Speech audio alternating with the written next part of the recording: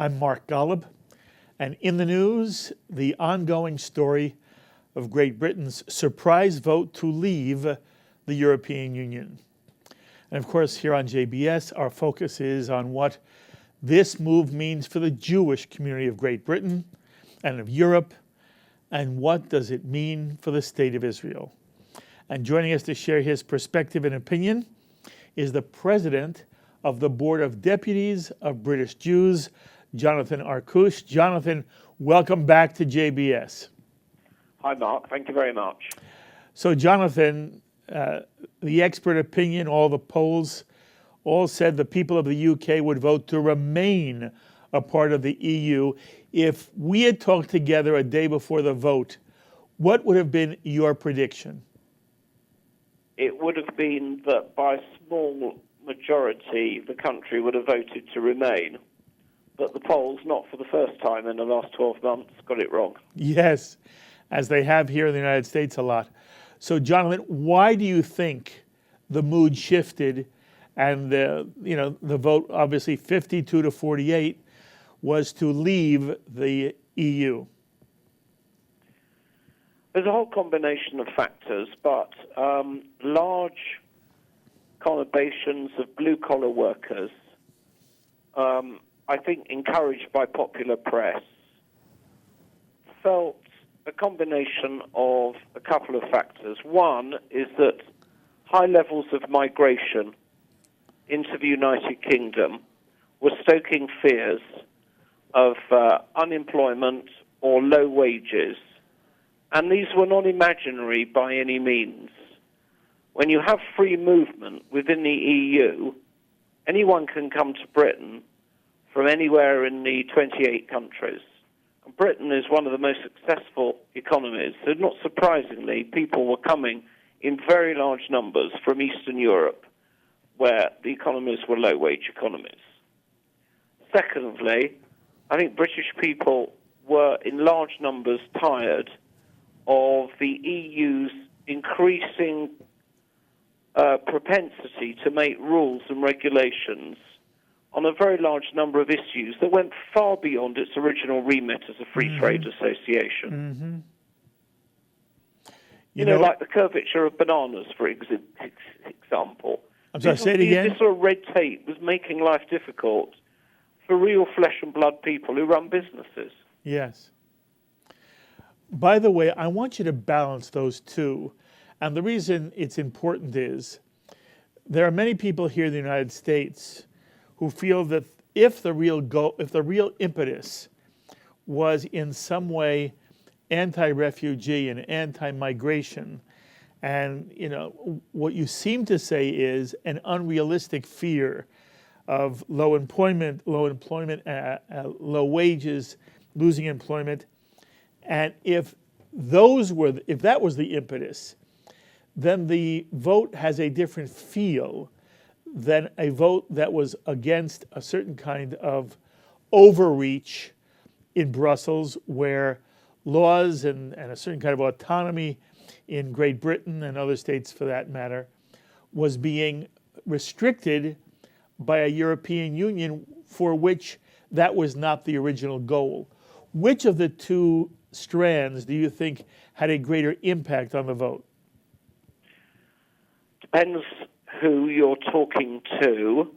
I think for large numbers of people in northern towns and cities where Britain's factories are concentrated, I think for them the migration issue was a very serious one. And the fears were not in any sense unrealistic. You can see the change of the changing face of Britain in almost every town, with large communities from Poland and Bulgaria and Romania and places like that. And that's in addition to migration that's got nothing to do with the EU, coming from countries outside Europe, people fleeing from political persecution. And also we have a substantial Muslim community in Britain who are now second and third generation. But all these things, I think, combined in the minds of some people to lead them to feel a real degree of fear and concern. Doesn't make them racists, and mostly they're not racist. I think they were genuinely concerned about the country changing before their eyes. Mm-hmm. Again, you said the fear is not unrealistic. Are you critical of any Brit who voted to leave the EU? No, I think there are strong arguments both ways. And the EU began life as a free trade association. Yes. It was very important that it began life as an alliance, essentially, between France and Germany. Yes. In the near decades after the Second World War, which was the second war fought in Europe, in which Germany and France had been on opposite sides. And I think it was very much part of the desire to knit Europe together in an effort to discourage any more of those destructive wars. But over the years, the EU expanded to 28 countries, with talk of further expansion, including Turkey. Now, I don't see the accession of Turkey to the EU happening anytime soon, but there's no doubt that that created an enormous sense of alarm out there in the country, because Turkey is a considerably economically less well-off country than Western Europe, and we could have had enormous numbers of people migrating in search of a better life. There's also the very positive arguments, which the Leave campaign made quite well. They pointed out that Britain is the world's fifth largest economy. They pointed out that the Eurozone is the only area in the world, apart from Antarctica, that has seen no growth at all in the last 10 years. They pointed out that the British economy is fundamentally strong, with rising numbers of goods and exports and very low employment and virtually zero inflation. And they made the case for saying that Britain would be better off standing on its own 2 feet without being yoked in to what was becoming a project to form the United States of Europe. Yes. And that was also a potent factor in Britain, because Britain as an island, we've stood apart from continental Europe. British people feel more European than they did, but not nearly as European as people living on the continental mainland. I think people who voted Leave felt that despite there being, and there will be, a period of economic uncertainty which will be costly, that in the long term it will be better for Britain to be able to make direct trading links with the places in the world where the money is, like Asia, which currently Britain is restricted from doing. Fascinating analysis, Jonathan. You know, I want to sort of reflect what we hear in the American media, in print and on television, and then you respond. There is the distinct impression being given that there were forces of darkness and forces of light working in Great Britain, and that the forces of darkness won, and that the forces of darkness go beyond the shores of Great Britain, but that in some way they reverberate here in the United States with the movement that has swept Donald Trump into the candidacy for president on the Republican ticket. And you know, in America, Donald Trump's slogan is America First.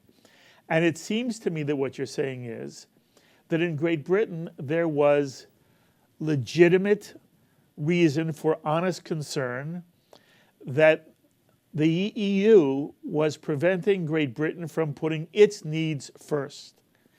I have 2 questions for you in this regard. Number one, is America sort of oversimplifying it by saying all the good guys wanted Great Britain to stay in the EU and all the bad guys wanted Great Britain to leave, that all the intelligent people in Great Britain wanted Great Britain to stay in the EU, all those who were not college graduates, who are all blue-collar workers, they were the ones who, out of fear, out of worry about immigrants, voted to leave the EU. To what extent is that a fair assessment? And to what extent do you see it as a movement that reflects where Donald Trump is in the United States? Well, I think it's a gross oversimplification to talk about light guys and dark guys, good guys and bad guys. There are some of Britain's most senior and able politicians who led the Leave campaign, like Boris Johnson, who may well become Prime Minister, and Michael Gove, and also senior figures in Labour. This crossed party lines. It's impossible to write them off as good guys and bad guys.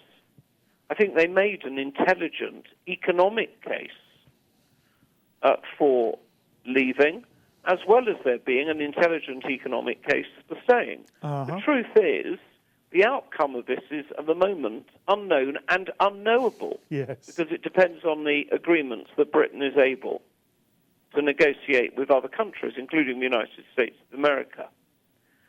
I would be a little bit cautious about drawing any parallels with Donald Trump at all.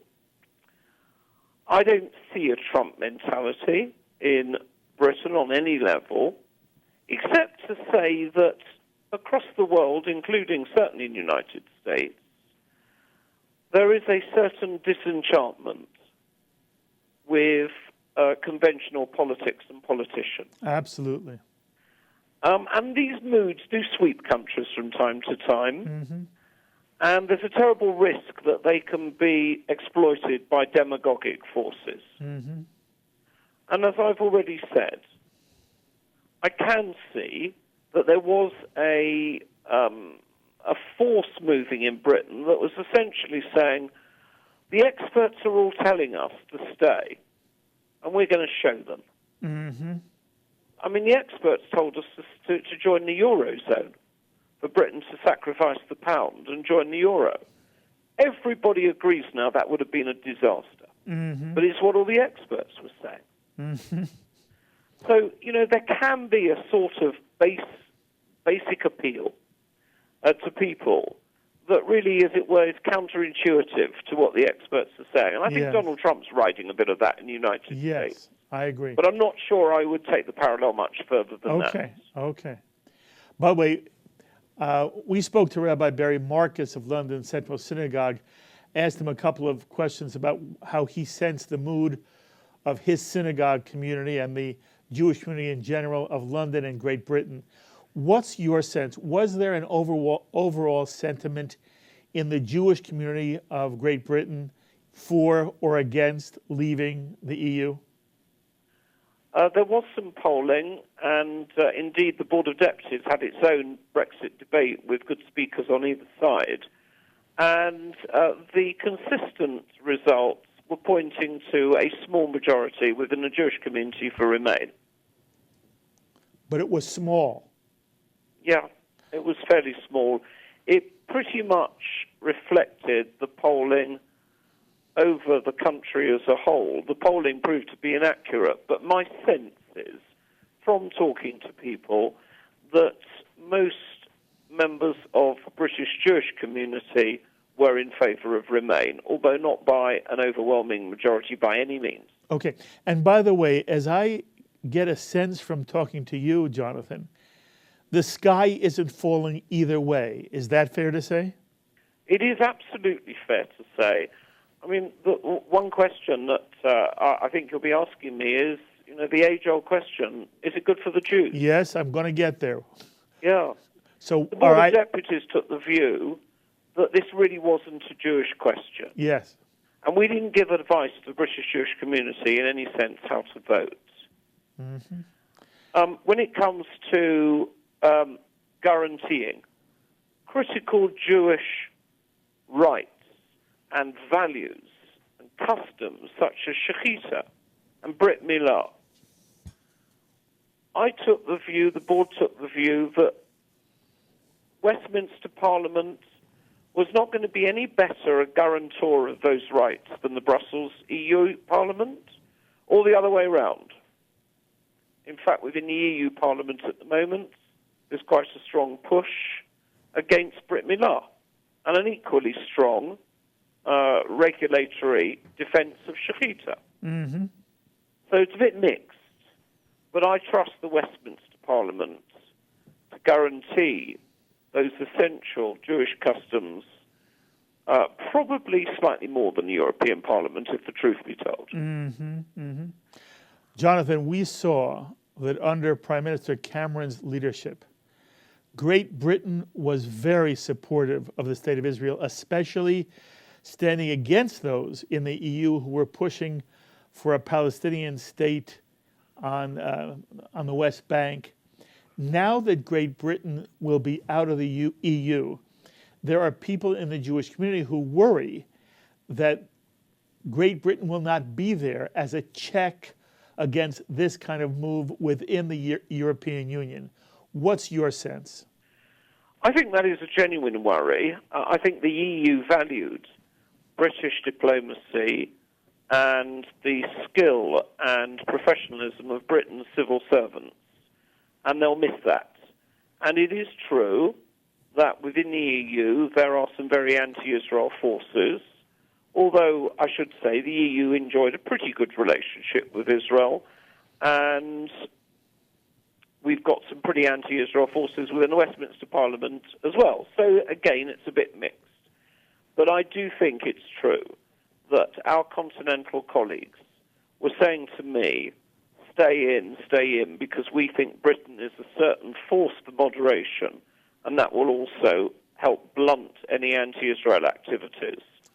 And to me, that was a perfectly plausible argument for staying in, but it was, as it were, required a degree of unselfishness for Jews, because they were really putting Europe first and Israel first, whereas they might have thought Britain's economic interests should militate out for those who wanted to vote out. Mm-hmm. So this is a rather confused picture, and I think British Jews were quite conflicted as to how to vote. So, Jonathan, you're much closer to this than we are. How do you think this will affect this Britain's leaving the EU? How will it affect the Jews of Europe overall, the Jews of Paris and France, and the Jews of Europe? What's your sense? There are some countries in Europe which have seen rising levels of anti-Semitism, indeed violent anti-Semitism. I'm thinking in particular of France and Hungary, and to a lesser extent Belgium and Sweden. I don't think Britain leaving the EU will make an ounce of difference to that. I'm sorry, it will or it will not? For those countries are partly due to the influence of the far left and some very aggressive views in some circles in Muslim communities. I don't think the EU was able to check that. I see. So whatever the Jewish community of Europe is going to face, it's going to face it whether Britain is or is not in the EU. Is that what you're saying? Yes, absolutely right. Uh-huh. It's a bit like the argument that Britain leaving will somehow affect European ability to protect itself against external threats. And that's not really true, because the mechanisms for defense really come down to NATO and Interpol and sharing information through counter-terrorism networks. And I think the fears that some have stoked about Britain leaving the EU will prejudice that are overdone. Jonathan, will this move have any impact on you personally? Well, like many Jews, I'm a little bit worried about the weakness of the pound at the moment against the dollar. It'll cost me more to come to the United States. I'm a little bit worried about stocks and shares that have been hit. I'm worried about the problems of economic uncertainty that will put our economy in a less strong place than it is. So in the short term, personally, but in common with very many people in Britain, I think there's going to be some economic pain. The question is whether in the long term, Britain's economy is in a good position to withstand the external shock that this decision has delivered, and will be able to take advantage of our standing independently to do the deals we want with the places we want. And the hope must be that there will be wise government, good negotiators, and we'll come through it okay. I think a period of calm in the markets is absolutely essential. Absolutely. All right, before we leave, I want to come back to the issue of whether what has happened in London, in Great Britain, is going to affect America. First of all, do you think that what's happening here will have any impact at all, to the extent to which you know or can tell, on the American election? I'm no expert on American politics. I don't see that it will have an impact on the American election.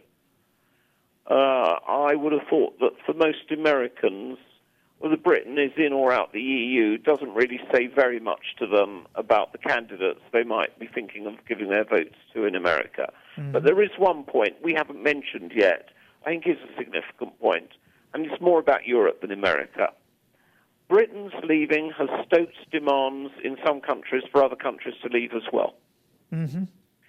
And I am concerned that there could be a domino effect that will unstitch the close nature of European alliances, which will make the peace and security that's been a feature of the past 60 years harder to preserve. I am concerned about that. Mm-hmm. And what that tells me is that the EU is going to have to reform. It's going to have to reform so that it's less intrusive into people's lives, and it costs less money, and its abuses are curbed. And I think that in one sense, the British vote to leave has delivered a very overdue and important message to the EU bureaucrats who've created such a huge and costly empire. And that is, the gravy train's over. It's time for reform. And if they don't succeed in doing that, and doing that fairly quickly, then I think we might see other countries seeking to leave as well. And the EU could cease to exist as we know it now. That's fascinating.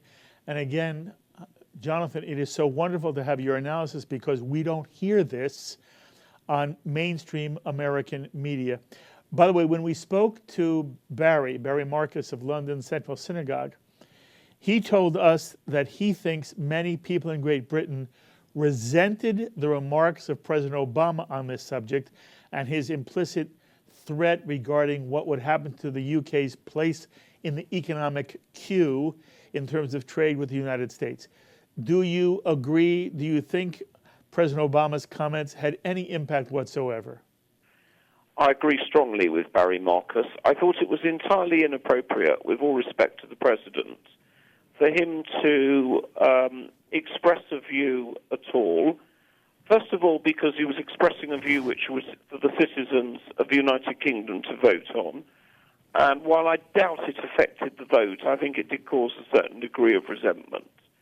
Secondly, he was urging on the United Kingdom a free trade regime, regional free trade regime, which America would never accept for itself. Mm-hmm.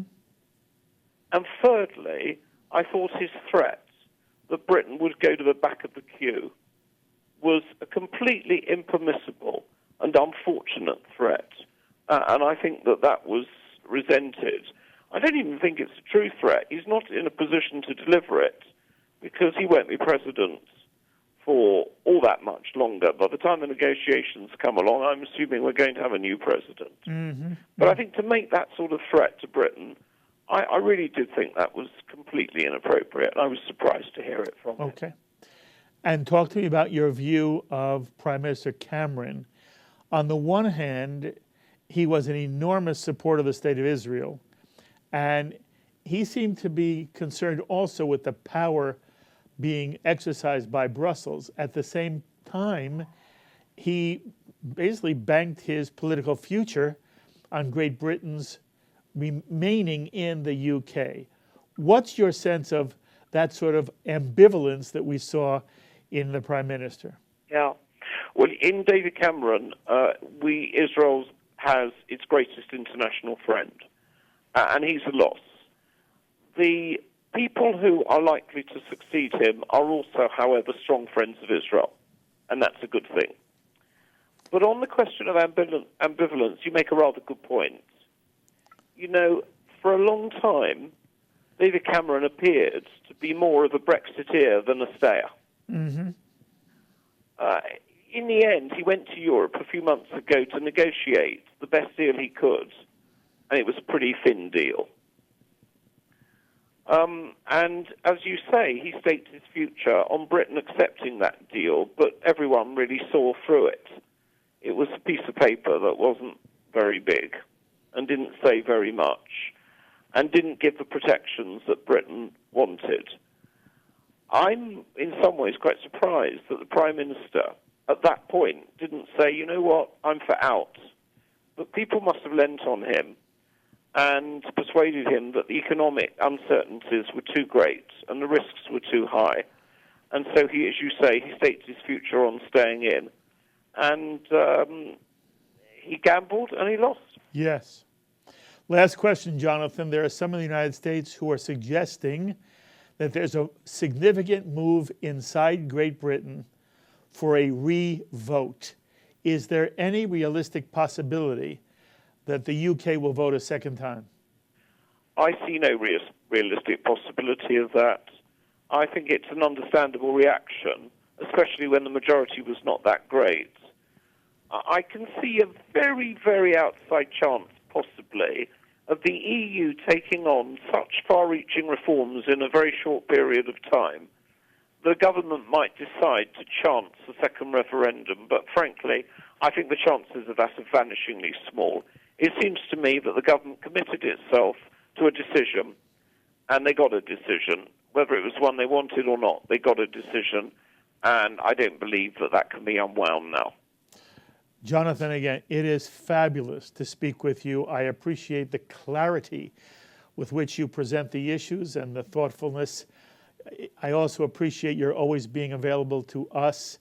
Thank you very, very much. A safe trip in Mexico, and we'll speak again very soon.